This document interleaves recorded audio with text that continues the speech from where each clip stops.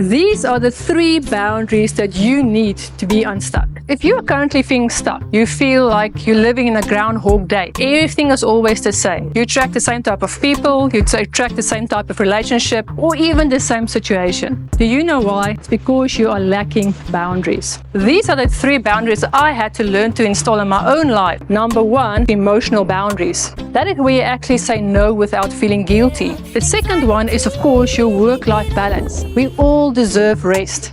So it's very important that you have a work-life balance and you set your boundaries with your co-workers, with your boss, and even with your family. And then the last one is, of course, your physical or personal boundaries. So that means that you need to have a social detox, to detox from certain people as well, or big gatherings. Those are type of boundaries that's really going to set you apart and going to help you build a healthy life. So if you are ready to instill these boundaries, DM below the word confidence. I'm going to send you my 5-step confidence code to start helping you to learn how to set boundaries.